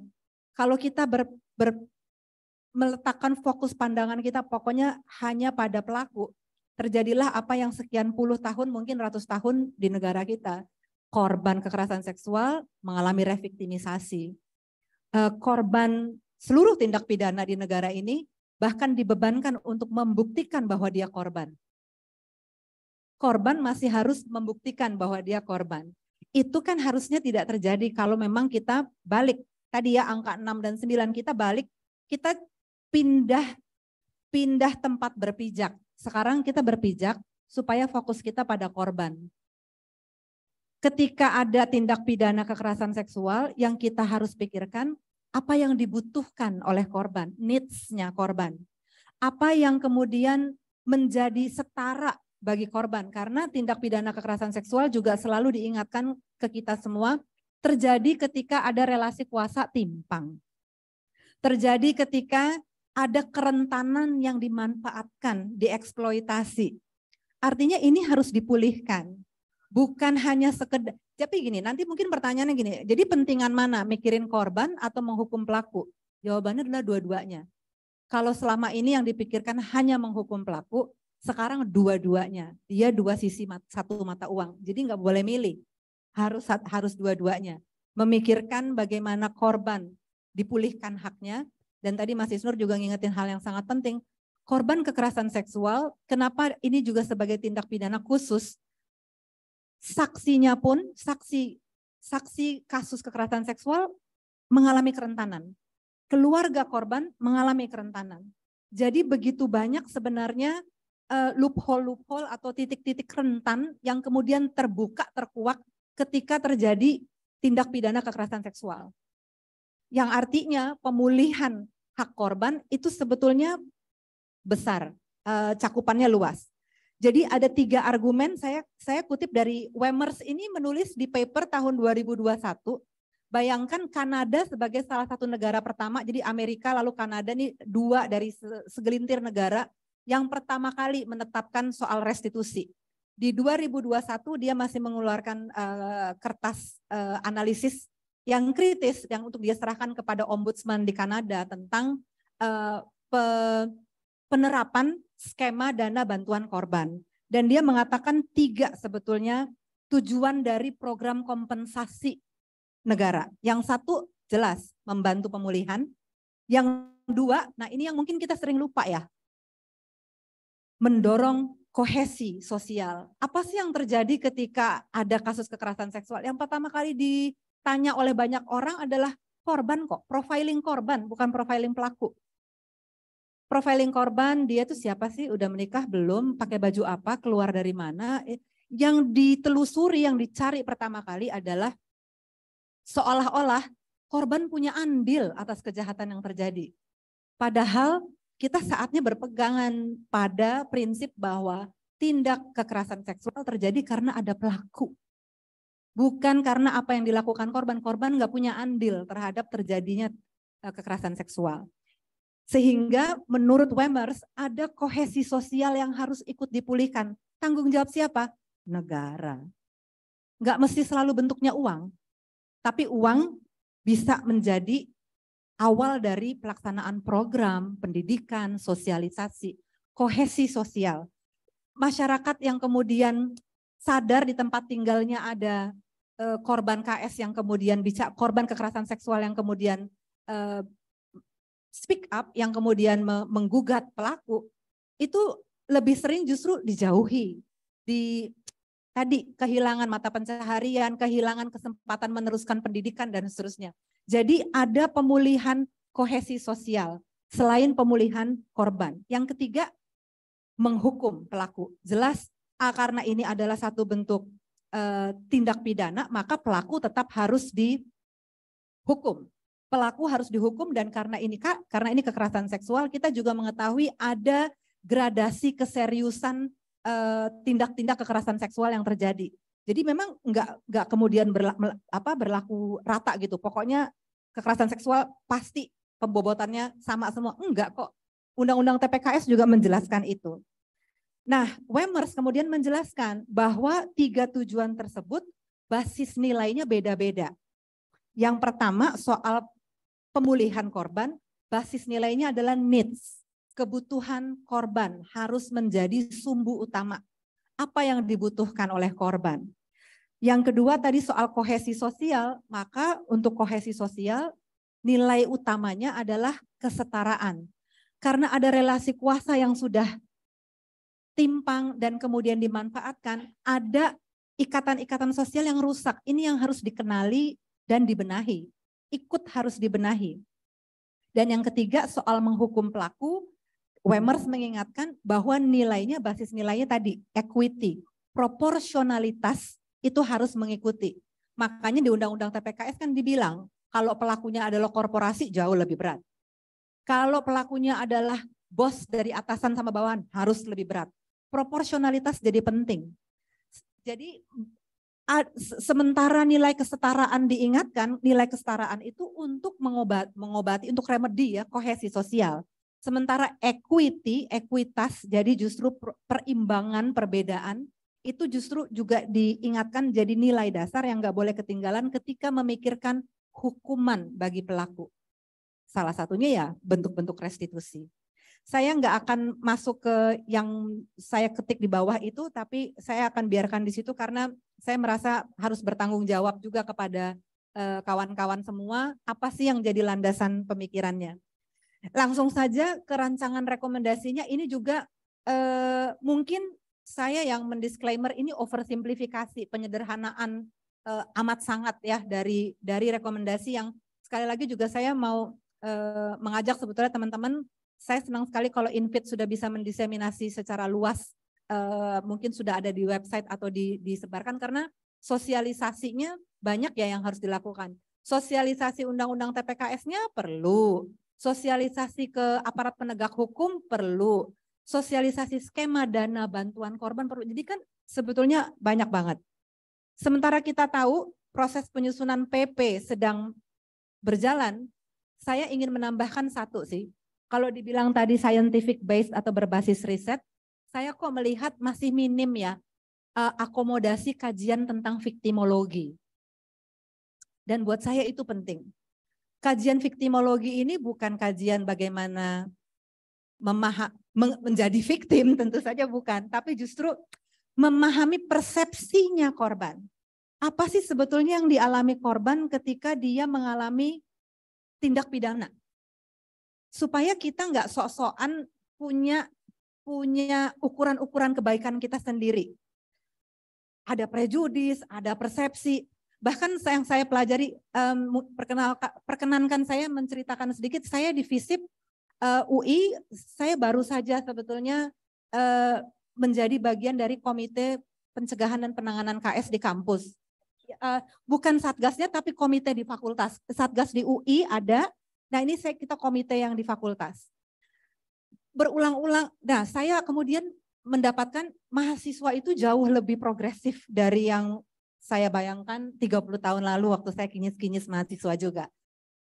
Mereka udah jauh lebih dulu, jadi bahkan sebelum Permendikbud turun, begitu ada kasus, mereka itu mengorganisir diri, mereka mendampingi korban, mereka mencari jalur-jalur untuk mendampingi kawannya yang adalah korban, mencari jalur-jalur untuk melobi para pengambil keputusan di fakultas sampai ke universitas. Namun yang juga kemudian terlihat adalah betapa intensi baik itu tidak cukup. Intensi baik enggak cukup karena rentan sekali kemudian dipelintir, didistorsi, dan akhirnya menggagalkan tujuan. Ada satu paper juga yang menarik saya pakai untuk menyiapkan ini. Dia bilang, oh ini tentang ICCR. Dia bilang bahwa si Victim Trust Fund yang dilekatkan pada ICCR punya intensi baik, tapi punya konsekuensi buruk. Jadi papernya memang berjudul Good Intention, Bad Consequences. Dan ketika konsekuensi buruk, benar nggak Mas Isnur? Di mata hukum, kalau cacat prosedur gagal semuanya. Gagal semuanya. Nanti di akhir kemudian kita dipertanyakan bahkan jadi bumerang gitu. Jadi bagi saya, mungkin balik lagi tadi, bagaimana memastikan penyusunan PP yang sebetulnya sudah diamanatkan oleh undang-undang harus punya naskah akademik. Tapi kita tahu naskah akademik itu seringkali adalah pesanan, saya sih ngomong belak-belakan aja. Udah ada langganannya, tapi gimana ya kita nitipin bahwa ayo dong, satu, perlu ada kajian viktimologi supaya persepsi korban sungguh-sungguh dijadikan landasan ketika orang bicara, ketika skema DKB ini disusun untuk pemulihan korban. Yang kedua, ada tadi Mas Isnur udah sampaikan dan menitipkan betul ke Mbak Livia, perlu ada evaluasi efektivitas skema-skema yang sudah ada, yang 3 tadi. Karena skemanya udah ada, jangan mulai dari nol. Coba skema yang udah ada dipikirkan, itu seperti apa? Nah opsi-opsinya saya mengutip ini dari kajiannya INVIT dengan ICJR, apakah skema kelembagaan tunggal atau nanti konsorsium atau penyantun, ada kelembagaan, itu nanti opsi-opsi. Buat saya itu teknis, tapi yang perlu disepakati dulu secara prinsipil, korban harus menjadi pertimbangan utama. Saya parafrase, kebutuhan korban harus jadi pertimbangan utama. Jadi ada needs dari korban, victims needs. Yang kedua, memang ada rekomendasi juga, ini serupa dengan yang juga ada di studinya INVIT dengan ICJR soal skema monitoring, tapi saya izin menambahkan perlu ada akses audit publik. Transparansi pengelolaan keuangan itu PR besar kita sih. Jangan sampai nanti orang kemudian bahkan meragukan efektivitas dana bantuan korban hanya karena, padahal nggak hanya karena urusan transparansi yang nggak bisa ditegakkan. Kita punya kawan-kawan ICW, kita punya ada skema fakta integritas bisa diikut sertakan, tapi saya pikir akses audit publik itu penting. Kalau yang tadi Mas Isnur cantumkan di negara-negara bagian di Amerika, kenapa mereka bisa, jadi negara-negara bagian itu memang dipaksa, kamu boleh mengumpulkan uang, tapi harus terbuka audit publik, makanya ada FY, Financial Year 2020 itu kas hasil laporan audit publik. Jadi harus audit publik, yang kantor audit publik yang kemudian menerbitkan statement-statement bahwa oh ya pengelolaan dana telah berjalan dengan benar, balance-nya bisa diperiksa, dananya ada. Bukan hanya dana ada tapi tersebar, nah itu yang ngeri kan, itu yang ngeri, nggak bisa direkonsiliasi. Rekonsiliasi dana itu dana ada dan memang ada, secara faktual memang ada. Dan yang ketiga, mungkin ini terdengarnya juga sangat abstrak, tapi buat saya kunci. Undang-undang TPKS saya pikir hadir itu masih sangat memerlukan lanjutan energi kita semua. Kita itu diajak beramai-ramai, lagi-lagi saya ulang, berganti paradigma. Paradigma kita harus paradigma yang mendahulukan kebutuhan korban. Menghukum pelaku penting, tapi gimana caranya untuk ketika terjadi kasus yang kita pikirkan justru keamanannya korban, keamanannya keluarga korban, keamanannya saksi korban. Kenapa di Undang-Undang TPKS bahkan ngatur saksi saja harus dikasih kepastian hukum. Jangankan korban, ya saksinya juga. Karena kerentanannya berlapis dan terus akan melebar. Begitu dia panggil saksi lain akan ada lagi. Sosialisasi menjadi penting dan menjadi tanggung jawab multi pihak tentang bukan saja teknikalitas tapi esensi dari kompensasi, esensi dari skema dana bantuan korban sebagai bentuk tanggung jawab negara. Negara bisa memikirkan secara kreatif bentuk tanggung jawabnya seperti apa, tapi tidak bisa mengelak bahwa yang namanya restitusi pun harus jadi tanggung jawab negara supaya terbayar cukup demi pemulihan korban. Saya pikir saya akhiri di situ. Terima kasih banyak, Mbak Riz.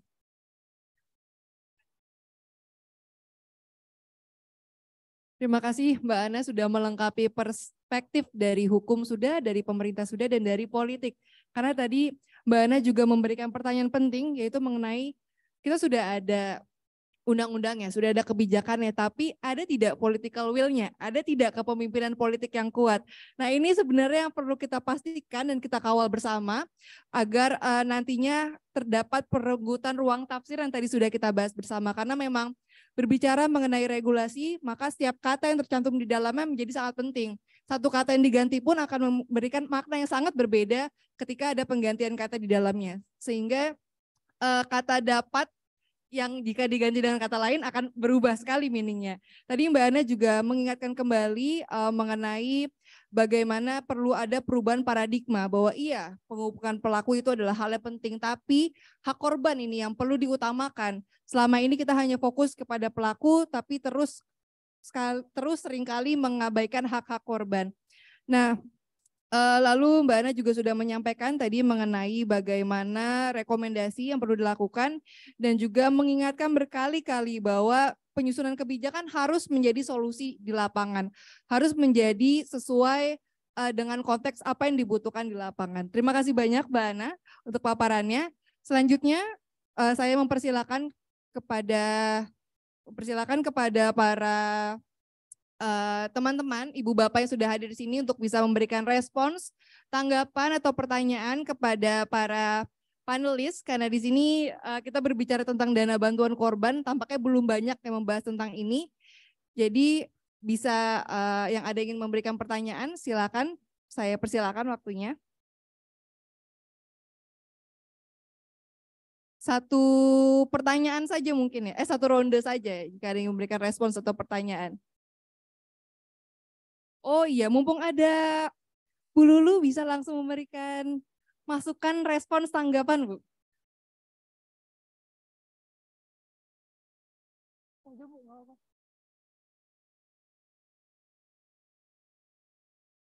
Iya, terima kasih ya. Saya kira ketiga pembicara memang melengkapi dan juga bisa menyempurnakan juga dari apa yang dulu kita bahas dan kita sahkan, karena memang undang-undang TPKS ini kan butuh undang-undang peraturan turunan PP dan Perpres, termasuk pengaturan yang terkait dengan dana bantuan korban.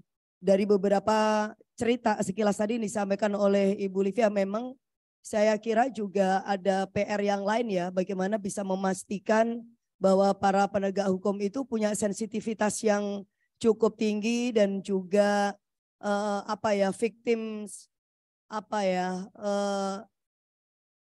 sense terhadap para korban.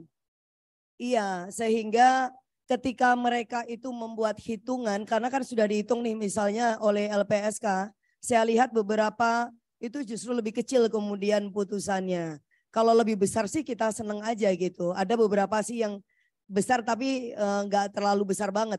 Hanya selisih 1, 2, 3 juta. Tapi selebihnya justru yang banyak ya jauh lebih kecil ketimbang hitungannya LPSK. Nah menurut saya aturan ini mesti juga tetap dibarengkan dengan kebutuhan kita yang lain untuk bisa memberikan dampingan dan juga training ya. Seperti juga mandat undang-undang bagi para penegak hukum sehingga mereka tahu betul semangat yang undang-undang dan bagaimana mempraktekkan dana bantuan korban ini sehingga punya perspektif keadilan bagi korban gitu. Ya. Nah, kemudian yang berikutnya adalah soal mungkin dari mana sebenarnya dana bantuan korban itu bisa dikolek selain dari APBN, karena memang ada beberapa sumber pendanaan yang dimungkinkan bisa, tetapi memastikan juga sekali lagi bahwa ini harus butuh pelibatan publik yang lebih luas. Di sisi lain bahwa kampanye publik menjadi sangat penting. Orang bisa terpanggil dan bisa mendukung kalau merasa punya kepentingan bersama-sama dan melihat ini sesuatu yang mulia untuk dilakukan gitu. Jadi memang bukan hanya semata-mata sekedar oh ini tanggung jawab misalnya kayak CSR, karena pasti akan ada banyak sekali itu dalih kalau CSR. Nah kalau misalnya CSR, saya juga belum tahu ini CSR untuk jenis perusahaannya seperti apa. Apakah semua perusahaan ataukah spesifik perusahaan gitu kan. Katakanlah misalnya perusahaan perkebunan gitu. Make sense memang kalau misalnya perusahaan perkebunan dimintain kalau khususnya misalnya terjadi kekerasan seksual yang terjadi di area perkebunan. Karena memang banyak juga kasus-kasus pelecehan kekerasan yang terjadi di sana. Tetapi bagaimana dengan misalnya korban di luar itu? Padahal perusahaan-perusahaan besar hari ini gitu, itu banyak yang mereka bergerak di bidang perkebunan. Kayak dana di BBD BKS misalnya kalau teman-teman tahu, itu dana yang terkumpul itu udah ratusan triliun.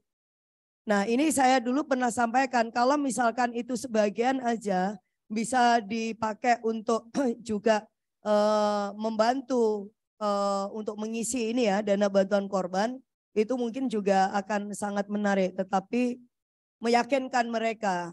Kecuali kalau kemudian filantropik itu, jadi para bos-bos ya pemilik perusahaan itu yang memang harus diajak duduk bareng, ada model-model kayak dinner party yang itu memang khusus untuk raising awareness terkait dengan korban dan itu kemudian mekanisme yang bisa dipakai. Tapi anyway, terima kasih semuanya karena saya memang menunggu update sebenarnya karena saya berharap yang namanya PP sama Perpres itu jangan nunggu 2 tahun lah.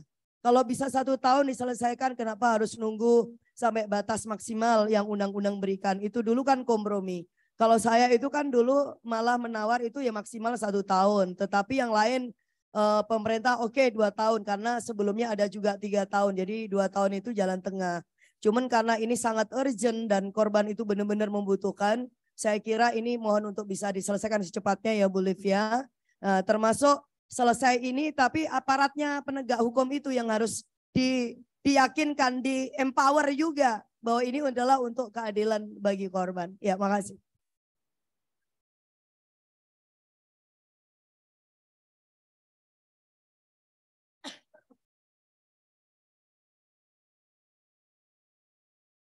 Terima kasih Mbak. Dari meja. Baik, terima kasih banyak Ibu untuk responsnya. Tentu kita diingatkan kembali bahwa penguatan perspektif korban harus terus didorong ke depannya, terutama bagi APH ya Bu ya, dan juga diskusi publik dan juga kampanye publik juga perlu kita lakukan, khususnya bagi sebagai perwakilan CSO, sebagai perwakilan NGO, teman-teman tentu selama ini masih tidak lelah untuk terus mengawal advokasi ke depannya. Baik, terima kasih. Karena keterbatasan waktu, saya akan mempersilakan kepada para narasumber untuk memberikan closing statement dan juga mungkin sedikit merespons dari pernyataan Bu Lulu tadi. Saya persilakan kepada Ibu Livia terlebih dahulu.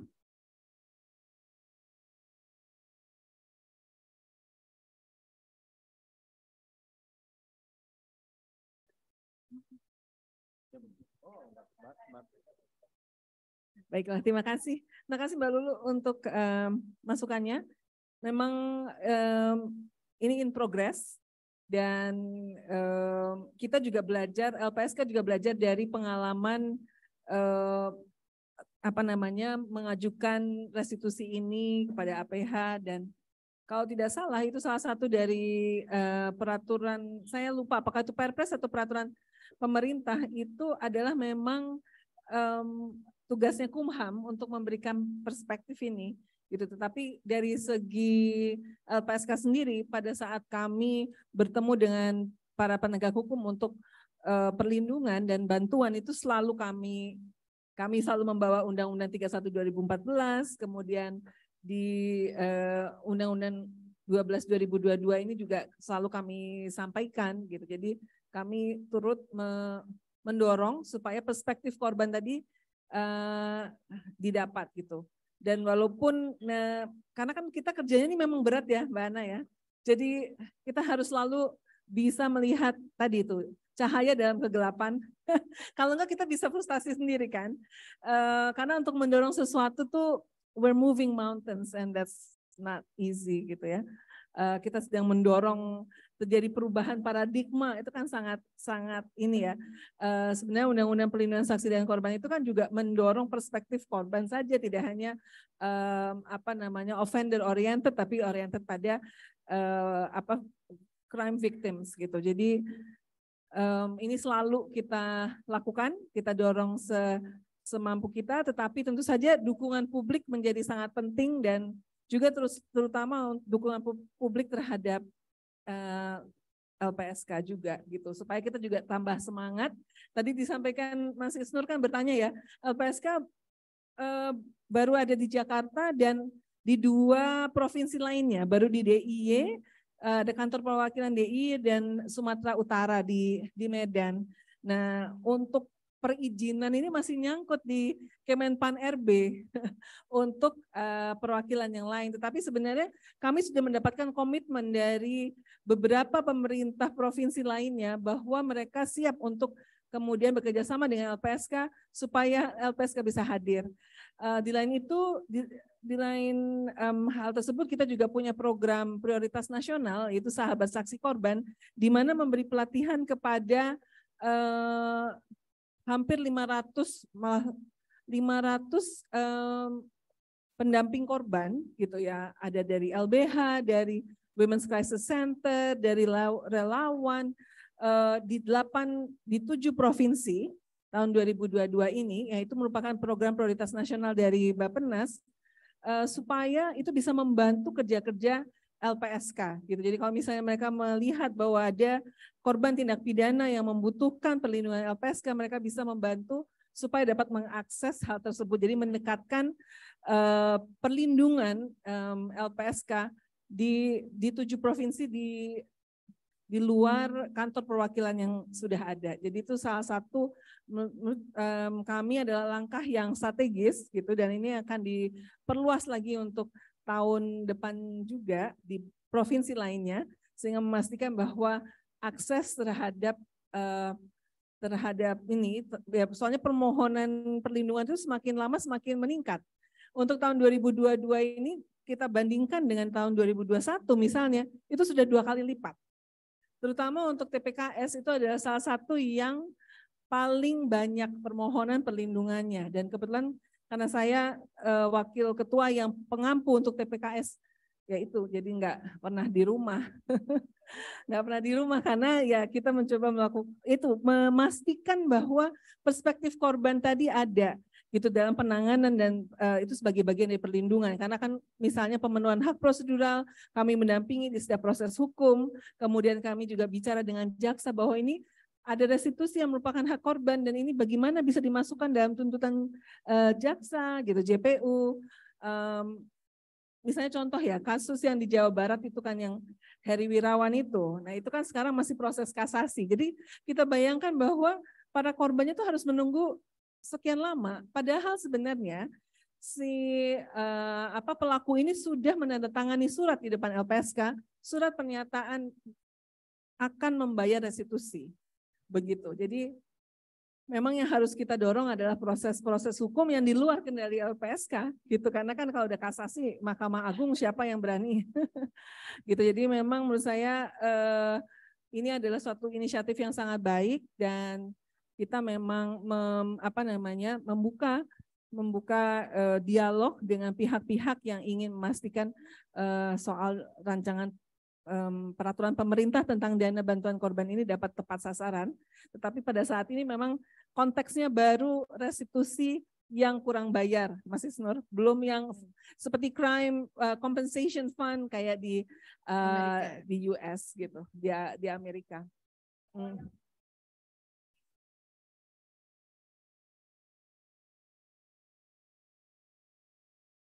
Korporasi ada beberapa yang sudah membayar, Mbak.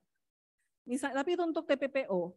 Untuk TPPO, ya belum yang untuk eksploitasi seksual. Yang TPPO tuh misalnya yang untuk Longsing, yang kapal Korea kah atau Cina itu misalnya sudah membayar 42 juta. Ada lagi juga ini beberapa lagi yang TPPO itu sudah, tapi itu karena koperasi lebih banyak TPPO sih. Yang eksploitasi seksual nih belum ada yang terbayarkan. Jadi memang kita perlu untuk close monitoring dan mendukung supaya mendorong supaya ini hak korban atas pemulihan itu dapat dilakukan. Dan selain itu juga LPSK sebenarnya juga sedang membangun apa yang kami sebut sebagai P4, Pusat Pemulihan, Perlindungan dan Pelatihan di Jawa Barat, di mana kalau misalnya selesai proses hukum dan ternyata misalnya nih banyak pelaku nih Mbak Lulu, pelaku itu adalah ayah kandung atau ayah tiri misalnya. Nah itu kan si ibu ini kan kemudian harus jadi kepala rumah tangga. Nah tempat ini yang sedang kami bangun ini, walaupun tidak hanya untuk TPKS, untuk tindak pidana tertentu yang masuk di dalam Undang-Undang Perlindungan Saksi dan Korban, itu kami sedang membangun tempat di mana pemulihan jangka panjang dapat terlaksana. Dan kemudian juga ada belajar tentang keterampilan sehingga bisa kemudian selanjutnya reintegrasi ke masyarakat. Jadi selesai proses hukum pun masih banyak PR gitu ya. Contohnya misalnya yang tadi yang Heri Wirawan itu kan ada 9 bayi sebagai akibat dari perkosaan yang dia ini. Nah itu memastikan bagaimana anak-anak ini bisa tumbuh ya, yang Jawa Barat bisa tumbuh tanpa stigma gitu kan. Kita bisa bayangkan betapa berat itu untuk ini. Dan memang banyak sekolah berbasis asrama. Menurut saya di sini penting peran sekolah berbasis asrama ini, karena memastikan bahwa tidak terjadi seperti Satgas di TPKS di UI. Tadi pagi saya barusan ketemu dengan Prof. Kristi dan yang masuk dalam Satgas itu, tapi sekolah berbasis asrama nih Mbak Lulu perlu loh ada yang seperti itu, Satgas TPKS. Dan ini sedang, saya pikir di KUPI kemarin mestinya sudah dibahas ya, di KUPI ya. Iya, karena penting itu, karena banyak sekali sekolah berbasis asrama yang bahkan di seluruh Indonesia, dan itu ya contohnya misalnya ijazahnya itu bahkan nggak laku. Ijazahnya itu karena tidak sesuai dengan kurikulum nasional itu tidak laku.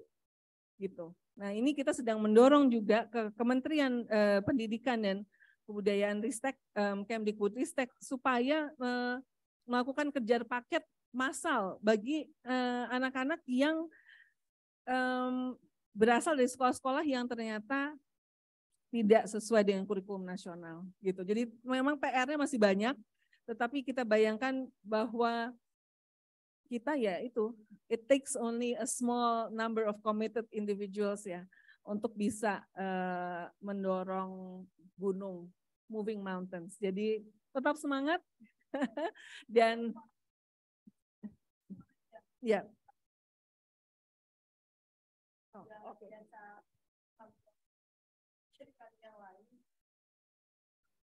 Saya sih bukan hanya aparat penegak hukum itu yang membuat penilaian lebih rendah dari LPSK, tetapi juga LPSK jangan sampai juga lebih rendah dari kebutuhan korban yang memang harus dipenuhin gitu. Jadi prinsip keadilan itu. Makanya saya sebenarnya itu agak penasaran. Jadi cara mengukur LPSK sehingga menentukan bahwa ini 75 juta, 90 juta dan seterusnya itu apa ya gitu. Apakah misalnya memang benar-benar itu sudah memenuhi sepenuhnya hak korban dengan adanya sejumlah restitusi yang itu dikonversi dengan sejumlah nominal itu gitu. Karena satu misalnya katanya kan traumanya itu long life, sepanjang hidup. Kemudian luka mungkin ada yang fisik yang juga ada yang susah untuk tersembuhkan. Belum lagi yang tereksklusi dari sosial. Nah apakah misalnya 40 juta, 50 juta itu cukup? Apakah ini hanya memang sifatnya bantuan aja restitusi ataukah sesungguhnya beban yang memang harus dibayar baru kemudian kalau memang nggak cukup itulah negara hadir tetapi maksimum gitu. Ya. Baik, terima kasih Ibu. Mohon maaf sekali Ibu Bapak rekan-rekan narasumber karena waktunya sudah habis jadi bisa respon singkat saja. Tapi itu pertanyaan penting yang nanti perlu kita diskusikan lebih lanjut ya Bu ya. Terima kasih. Singkat aja. Yang pertama gini, ternyata forum seperti ini sangat penting untuk diadakan rutin. Jadi ya invite siapapun bisa melakukannya rutin dan menemukan berbagai forum stakeholder ya. Jadi nyambung semua nih. Jadi bukan hanya kita sharing tapi juga jadi agenda strategis untuk bekerja. Mungkin 2 bulan sekali, 3 bulan sekali itu untuk menagih serta melihat perkembangan. Yang kedua adalah saya masih ingat sejak awal kita mungkin bisa bicara dengan teman-teman Basnas Mbak. Ada namanya Mbak Yulianti Butmainah kalau nggak salah dia bikin buku soal zakat untuk kekerasan seksual. Jadi dan MUI juga sudah pernah membuat zakat untuk bantuan hukum. Jadi filantropi kan dana yang sangat besar. Indonesia adalah negara filantropi terbesar dan tertinggi di dunia. Paling gemar tuh ngasih uang kira-kira gitu. Uang triliunan beredar di banyak banget lembaga. Jadi saya pikir penting sejak awal DRPP mengundang lembaga filantropi, Basnas, Dompet Duafa dan lain-lain buat mencantumkan salah satu asnaf ya penerima zakat mereka itu adalah ke S itu. Jadi connect langsung dengan LPSK gitu. Dan YLBI sendiri sudah mulai kerjasama dengan Basnas. Jadi untuk banyak kasus bantuan hukum yang kita mintakan bantuan ke Basnas. Mereka sangat progresif ya. Ada Kang Imdad juga di sana kan. Jadi sangat membantu ya. Itu sih dua usul dari saya. Terima kasih. Baik, terima kasih Mas Isnur. Selanjutnya dari Mbak Ana, closing statement. Terima kasih Mbak Rizka. Ya saya pikir mungkin saya mau nambahinnya tadi sedikit aja. Melihat bahwa yang namanya dana bantuan korban ini sebetulnya bentuk bantuan kemanusiaan ya. Dia bukan satu uluran tangan yang ditunggu kalau ada syukur, kalau nggak ada ya udah. Tapi dia kewajiban, dia harus ada. Jadi kalau sampai nggak ada, tugas kita sama-sama memastikan dia harus ada dana bantuan korban. Nanti persoalan teknis itu siapa yang mengelola, tapi persoalan prinsipil menegakkan kriteria pengelolaan, kriteria peruntukan, penghitungan tadi seperti Mbak Lulu udah ingatkan. Itu prinsip. Tapi bahwa nanti itu skemanya seperti apa, saya pikir juga kita nggak usah takut untuk ada trial dan error mungkin nanti fasenya. Jangan langsung nanti berpikir bahwa sekali pernah ada, kalau sampai gagal maka artinya skema dana bantuan korban salah. Enggak.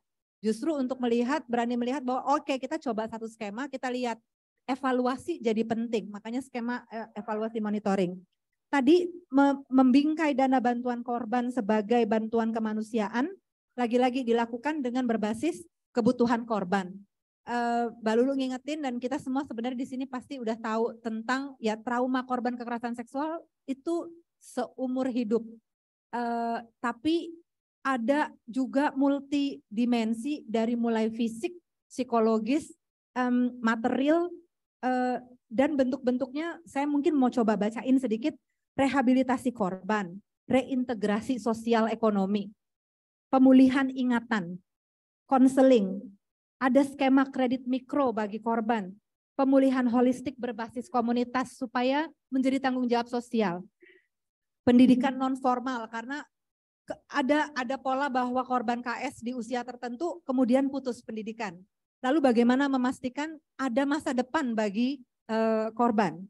Ada kegiatan untuk saling peduli. Tapi yang juga tadi ini saya jadi merasa harus baca karena Mbak Livi yang ngingetin. Mengenali dan melawan stigma. Saya pikir stigma ini nggak jadi selesai karena undang-undang TPKS diketok. Malah justru jadi pukulan balik. Orang kemudian berpikir ini nambah-nambahin masalah ya, kita lagi mau pemulihan dari pandemi, itu sekarang minta dana. Nggak bisa, ini sesuatu yang sebetulnya dari lama kita inginkan. Hanya saja payung hukumnya kita baru punya diketok tahun 2022. Jadi kita menyiapkan diri bahwa akan banyak nanti segala bantahan atau argumen gitu. Nantilah yang ini dulu yang utama, korban KS nanti dulu. Tapi ketika kita mau setia sama bingkai bahwa ini adalah persoalan kemanusiaan, semoga semakin banyak orang yang kemudian bersepakat ini sama pentingnya dengan korban dari kondisi kemalangan, kejadian, tindak pidana, tindak kejahatan lainnya gitu. Bahkan justru keberlangsungan kemanusiaan harus dijaga. Dan yang terakhir memang soal memastikan tadi terpulihkannya kohesi sosial. Ketika ada korban kekerasan seksual di Undang-Undang TPKS dibilang jangan lupa tahap pencegahan. Dan pencegahan itu menjadi tanggung jawab sama-sama. Partisipasi masyarakat itu bukan beban eksklusifnya pemerintah, tapi kita semua ambil bagian. Jadi saya pikir iya saya setuju sih dengan Mas Isnur. Infit sebenarnya saya tahu persis punya begitu banyak catatan studi. Yang penting Mbak Dani mungkin bagaimana kemudian mendiseminasi itu secara populer, secara luas. Pagi ini kami beberapa rekan CWI ada di Palu untuk melakukan uji coba buku saku tindak pidana yang ditulis disadur dari Undang-Undang TPKS kepada APH di Kota Palu. Di situ masih muncul pertanyaan, ya udah sih kalau usianya muda belum menikah dikawinkan saja. Itu keluar dan itu respon yang sangat banyak di lapangan. Ini kan nggak bisa juga dengan serta-merta kita respon dengan kekesalan meskipun nggak terhindarkan pasti kesel. Tapi inilah potret pahitnya gitu. Kita sedang berhadapan dengan pembiasaan kekerasan seksual. Jadi PR sama-sama saya pikir. Itu saja, makasih Mbak.